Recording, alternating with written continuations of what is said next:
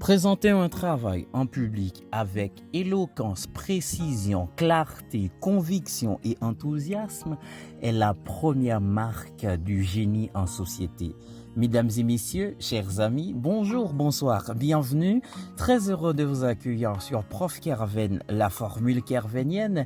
Et c'est encore un immense plaisir de vous rencontrer, de vous tendre à nouveau la main ce soir dans le cadre de cette rubrique qui s'annonce déjà très intéressante puisqu'elle a pour mission de vous apporter quelques méthodes et astuces, procédés, règles, techniques et savoir-faire, mais surtout des mécanismes clés qu'il faut mettre en place en vue de bien intervenir en public, en vue d'une intervention impeccable et formidable en public. Merci d'être toujours là avec nous. Merci de nous rester fidèles. Merci à tous ceux qui nous suivent religieusement, mais surtout dans cet instant de silence passé dans l'ombre, à tous ceux qui nous ont envoyé leur soutien, mais leur support, des demandes formelles, impérieuses, de temps en temps pour nous demander quand sera la prochaine publication.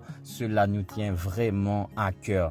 Et de votre patience, de votre fidélité, pour votre courage, je ne saurais de toute façon commencer ou bien continuer les publications sans vous apporter un cadeau vraiment intéressant. Ce soir, je vous apporte à tous ceux qui me suivent de partout et d'ailleurs, je vous apporte un précieux cadeau. C'est quoi ce cadeau?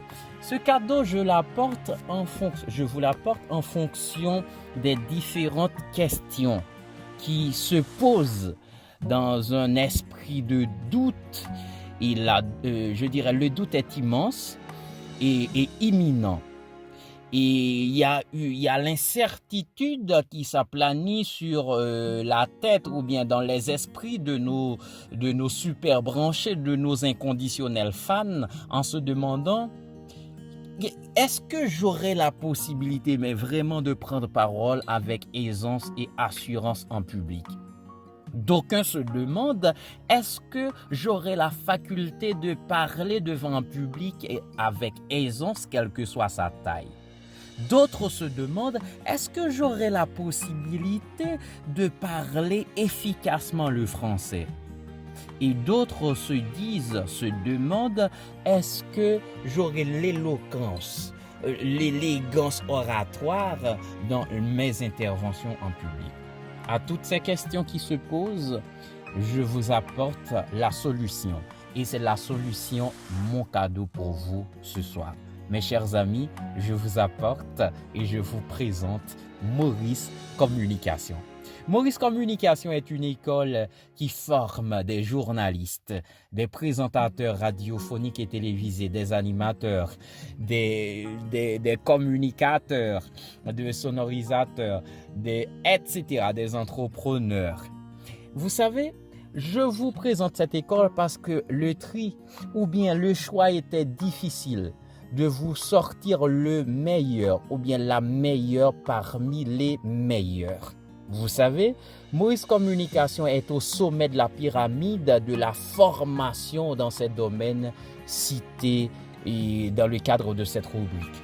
Vous voulez être un grand communicateur, un superbe orateur, vous voulez prendre parole avec aisance, vous voulez parler efficacement le français, je vous recommande Maurice Communication. L'occasion pour moi de saluer les étudiants de Madame Tanaël Christie Ambroise, qui est l'une des présentatrices et sur cette chaîne YouTube. Ces étudiants sont vraiment très intéressants. Ces étudiants à Maurice Communication, bien entendu.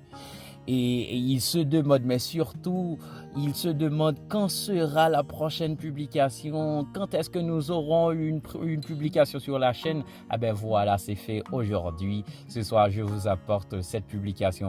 Maurice Communication est vivement salué dans ses différents compartiments. Et tout le cadre professoral et la direction, Monsieur Jean-Benito Maurice et sa femme Rachel Richard Maurice, vous êtes salués.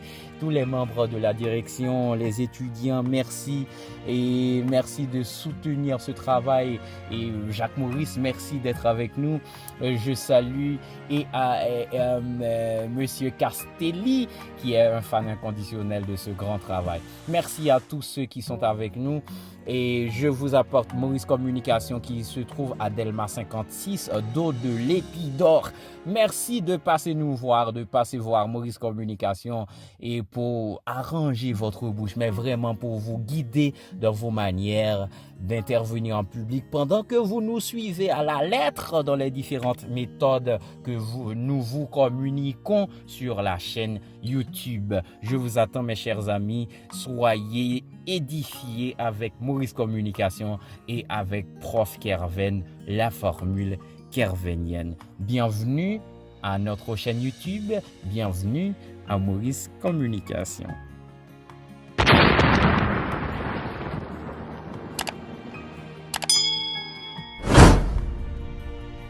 De retour après la pause, mes chers amis, merci de nous rester fidèles. Ce soir, je vais vous parler de la prise de parole en public, l'art oratoire. L'art oratoire, c'est un domaine intéressant, mais vraiment intéressant. C'est tellement intéressant que cela est devenu très difficile. Je dois vous dire en toute sincérité qu'il n'est pas facile de prendre parole avec efficacité devant un public. Car il y a l'ennemi farouche que je considère comme un allié de l'orateur qui est le trac. Un peu plus tard, je vous parlerai du trac. L'art oratoire. Personne n'a reçu de la nature le droit, ou bien, c'est pas le droit, mais le don d'intervenir avec aisance naturelle selon les normes en public. C'est-à-dire, présentez-moi un orateur né, un orateur, quelqu'un qui a reçu de la nature le don de parler en public, je vous le soignerai. C'est une manière de vous dire que personne, mais vraiment personne, ne reçoit de la nature les règles, les méthodes pour intervenir avec précision en public. Il vous faut toujours un coach. Il vous faut toujours des méthodes, les principes, et les principes ne sont vraiment pas naturels, ils sont culturels. C'est acquis. On les apprend, on les entraîne jusqu'à ce qu'on en devienne maître. Donc, parlant de l'oratoire, c'est la composition, c'est l'association c'est un domaine qui est formé de deux concepts. On a art et d'autre part oratoire. L'art se définit généralement comme étant l'habileté que l'on possède, c'est l'adresse, c'est le savoir-faire qu'on possède à bien faire quelque chose. C'est la manière de faire avec efficacité quelque chose.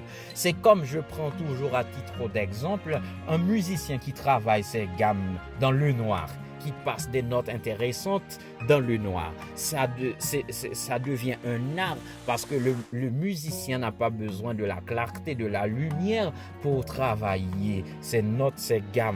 C'est-à-dire, cela devient un art. Lorsque l'artiste chante ou peint un tableau, donc vous voyez l'aisance qu'il a à faire son travail, l'adresse qu'il a, l'intelligence et qu'il implique dans son travail définit l'art chez la personne. Et oratoire vient du mot oral qui signifie tout ce qui se transmet de bouche à l'oreille. Tout ce qui se transmet de bouche à l'oreille. Donc l'oratoire, c'est ce grand domaine qui enseigne les méthodes, les procédés, les mécanismes, les facteurs indispensables qu'il faut mettre en place, qu'il faut réunir en vue d'intervenir avec clarté, précision et éloquence en public. Donc, parlant de l'oratoire, cela se réfère à trois entités indissociables, indispensables. Trois entités sans lesquelles on ne saurait parler d'art oratoire. Si l'on parle de l'art oratoire et il manque l'une de ces entités, donc il n'y a pas vraiment ce domaine art oratoire ou bien la prise de parole en public. C'est pour cela qu'on les appelle généralement des entités indissociables, c'est-à-dire qu'ils ne peuvent en aucun cas être l'objet d'aucune séparation. Le premier facteur, la première entité, c'est l'orateur. Qui est l'orateur? L'orateur est celui qui parle, celui qui se présente devant le public, celui qui présente l'information, qui communique, qui partage l'information devant le public. Il s'appelle orateur. D'autre part, on a le contenu. Le contenu, c'est le message clairement défini, clairement cerné. C'est l'information à communiquer. Troisièmement, on a le public. Le public synonyme qui a pour synonyme auditoire, assemblée, assistance, etc. On a premièrement orateur, celui qui parle, contenu, l'information, le message, et auditoire, le public. À l'absence de l'une de ces entités, il n'y a pas d'art oratoire. C'est pour cela qu'il faut qu'il y ait une connexion intéressante entre ces trois entités. Il faut qu'il y ait une liaison indissociable entre ces trois entités. Le public doit être en conformité. Voilà, je commence à partir de l'orateur. L'orateur doit connaître, définir son message, son contenu, et le contenu est défini, est préparé, élaboré en fonction de la personnalité du public. C'est en ce sens qu'il y a cette préparation à trois têtes. L'orateur se prépare lui-même pour son intervention, sa langue d'intervention, son contenu, ce qu'il doit communiquer, l'agencement et la préparation des idées, la sélection des informations à communiquer. Et ce message est déterminé en fonction du public, dans sa composition et sa personnalité. Il faut que le message soit conforme, soit au diapason avec le public. Tel public, tel message. C'est pour cela que le public a une emprise considérable sur l'orateur et sur le contenu. Le message n'est pas défini en fonction des caprices de l'orateur. L'orateur ne parle pas en fonction de qui il est. Il y a une frange intéressante à cela. Il y a deux franges. Il y a qui il est, en quelle qualité il intervient, l'orateur. Il y a aussi à qui il parle. Donc, tous ceux qui font profession d'intervenir en public, tous ceux qui veulent intervenir en public doivent prendre en considération ces deux paramètres. Qui suis-je? En quelle qualité j'interviens? Et à qui sera adressé le message? Sur ces deux paramètres, l'orateur aura un message adapté à la personnalité de l'auditoire et en fonction de sa qualité. Donc, dans le souci de ne pas aller trop loin et trop longue dans cette publication, je reste ici avec vous.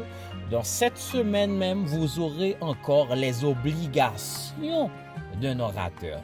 Qu'est-ce que l'orateur doit avoir comme acquis? Qu'est-ce qu'il doit avoir comme bagage, comme éléments fondamentaux pour intervenir, pour se présenter face à un public? Il y a des choses qui s'avèrent indispensables, importantes, voire cruciales, que l'orateur doit se faire et munir.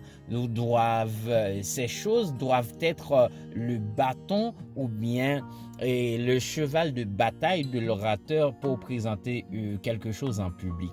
Donc ces obligations seront dévoilées dans la prochaine publication. Les unes seront les plus intéressantes que les autres, puisque ça, je ne fais que l'introduction de l'oratoire. C'est l'introduction. Là, on ne communique encore aucune information fondamentale. Je vous peins justement le tableau introducteur de ce grand domaine et ce vaste domaine qui retiendra pendant longtemps notre attention puisque c'est un vaste domaine. Merci, c'était avec vous, Prof. Kerven, dans l'art oratoire